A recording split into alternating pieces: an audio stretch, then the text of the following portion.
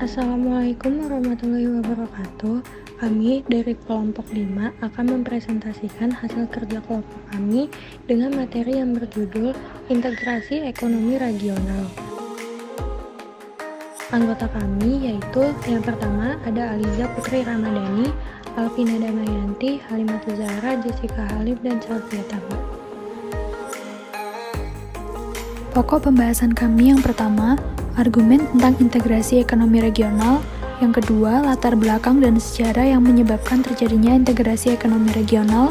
Yang ketiga, implikasi atas terjadinya integrasi ekonomi yang inheren dalam perjanjian integrasi regional dan global. Yang pertama adalah argumen tentang integrasi ekonomi regional. Integrasi ekonomi regional adalah kesepakatan antar negara di wilayah geografis untuk mengurangi dan pada akhirnya menghapus hambatan tarif dan non-tarif terhadap arus bebas barang, jasa, dan faktor produksi antara satu sama lain. Dalam 2 dekade terakhir, file proliferasi blok perdagangan regional yang mendorong integrasi ekonomi regional yang belum pernah terjadi sebelumnya. Anggota Organisasi Perdagangan Dunia diminta untuk memberitahu WTO tentang perjanjian perdagangan regional apapun tempat mereka berpartisipasi. Pada 2007, hampir semua anggota WTO telah memberitahu organisasi partisipasi dalam 1 atau lebih perjanjian perdagangan regional.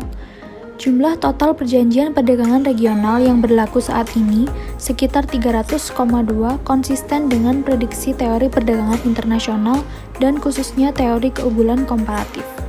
Perjanjian yang dirancang untuk mempromosikan perdagangan yang lebih luas di dalam kawasan diyakini menghasilkan keuntungan dari perdagangan untuk semua anggota. Uni Eropa dan NAFTA berubah menjadi benteng ekonomi yang menutup produsen asing dengan tarif tinggi, merupakan hambatan mengkhawatirkan bagi mereka yang percaya pada perdagangan bebas tak terbatas.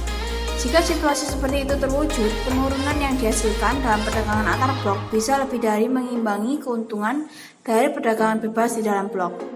Tujuan integrasi ekonomi yang pertama yaitu tidak hanya untuk meningkatkan investasi dan perdagangan lintas batas, tapi juga untuk meningkatkan standar hidup warganya. Yang kedua, integrasi ekonomi regional kadang-kadang memiliki tujuan-tujuan lain, seperti perlindungan hak-hak atas kekayaan intelektual atau perlindungan terhadap lingkungan, bahkan pada akhirnya integrasi politik. Tingkatan integrasi ekonomi. Yang pertama, yaitu Free Trade Area. Free Trade Area mengurangi hambatan dagang antara anggota. Tiap anggota berhak menentukan cara berdagang sendiri dengan non-anggota. Yang kedua, perserikatan pabean, mengurangi hambatan dagang antara anggota.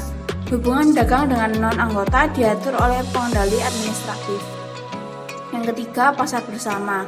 Tidak ada hambatan dagang antara anggota, termasuk kebijakan eksternal umum perdagangan, dan memungkinkan faktor produksi bergerak bebas antar anggota, yaitu modal, tenaga kerja, dan sebagainya. Yang keempat, perserikatan ekonomi. Arus produk dan faktor produksi bebas antar anggota dan penerapan kebijakan perdagangan eksternal umum. Ada pemersatu, yaitu mata uang bersama, kebijakan politik moneter dan fiskal bersama, tarif pajak yang sama. Yang kelima, perserikatan politik, yaitu kebebasan arus perdagangan mengkoordinasikan kebijakan ekonomi, sosial, dan kebijakan asing dari negara-negara anggota. Selanjutnya ada latar belakang dan sejarah yang menyebabkan terjadinya integrasi ekonomi global. Faktor-faktor yang menyebabkan regionalisme ekonomi muncul sebagai tren baru adalah berakhirnya Perang Dingin, pergeseran perimbangan atas kekuatan ekonomi dunia, pembangunan ekonomi di negara-negara berkembang, dan meningkatnya kebutuhan akan hambatan non-tarif dalam perdagangan. Integrasi ekonomi negara-negara dalam suatu kawasan regional atau regionalisme, baik berupa perjanjian perdagangan bebas, persekutuan pabean, ataupun tingkatan integrasi yang tinggi, tampaknya telah menjadi cara yang ditempuh oleh tiap negara atau kumpulan negara saat ini sebagai upaya menghadapi globalisasi dan liberalisasi ekonomi dunia.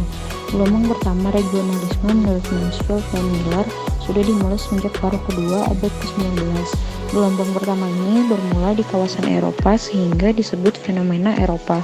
Persekutuan pabean dan terutama perjanjian perdagangan secara bilateral marak dilakukan oleh negara-negara di kawasan Eropa saat itu. Terbentuknya regionalisme Eropa ini dipicu oleh revolusi industri serta kemajuan teknologi di kawasan itu. Perang Dunia Pertama menandai masuknya gelombang regionalisme yang kedua. Periode ini biasa disebut regionalisme antar perang yang memiliki ciri tumbuhnya blok-blok perdagangan yang sangat diskriminatif dan protektif hingga diindikasikan mendorong terjadinya depresi besar pada tahun 1930-an. Konsentrasi regionalisme antar perang ini tidak lagi hanya di kawasan Eropa, tetapi sudah mulai masuk ke wilayah Amerika, dengan Amerika Serikat sebagai pendorong regionalisme di kawasan itu. Gelombang regionalisme ketiga dimulai pasca Perang Dunia Kedua, yaitu antara tahun 1950-an hingga 1970-an. Regionalisme bukanlah gejala atau fenomena baru, tetapi dapat dikatakan bahwa perkembangan regionalisme pada masa-masa sekarang ini, atau jika hendak dikategorikan, akan masuk dalam regionalisme gelombang keempat pasca Perang Dingin, jauh melebihi perkembangan fenomena regionalisme pada masa-masa sebelumnya. Yang terakhir ada implikasi atas terjadinya integrasi ekonomi yang inheren dalam perjanjian integrasi regional dan global. 1. Implikasi ekonomi dari integrasi regional. Integrasi regional adalah manfaat memperluas pasar dan mempromosikan kompetisi dengan penghilangan hambatan perdagangan di antara negara-negara anggota. Kesejahteraan ekonomi meningkat ketika sumber daya yang sebelumnya dipakai dalam produksi dalam negeri yang mahal secara efisien dialokasikan kembali ke arah keuntungan komparatif negara dan menghasilkan produktivitas yang lebih besar, atau efek penciptaan perdagangan. Perluasan pasar regional juga dapat dilihat oleh negara-negara di luar kawasan sebagai peningkatan peluang perdagangan. Namun, integrasi regional juga memiliki potensi risiko, diantaranya dapat menimbulkan kerugian kesejahteraan, akan menyebabkan pengalian efek investasi, dan ada kekhawatiran terhadap efek menghuni atau Nadelbaum effect. 2. Implikasi ekonomi dari integrasi global. Globalisasi perdagangan disebabkan oleh peningkatan luar biasa dalam aktivitas perdagangan global yang kemudian menimbulkan saling ketergantungan dari bagian-bagian ekonomi global. Secara ekonomi, perkembangan ini disebabkan oleh adanya kecenderungan spesialisasi, kuatnya kompetisi antar perusahaan atau antar negara, serta kemajuan dalam transportasi dan komunikasi. Globalisasi ekonomi telah menimbulkan tantangan baru bagi ekonomi nasional, yaitu semakin kuatnya kompetisi, multinasionalisasi produksi, dan integrasi keuangan global. Tantangan baru tersebut digerakkan oleh institusi internasional dan institusi transnasional melalui aktor globalisasi yang diperankan oleh aktor-aktor utama yaitu TNC, WTO, dan Lembaga Keuangan Global IMF, serta Bank Dunia.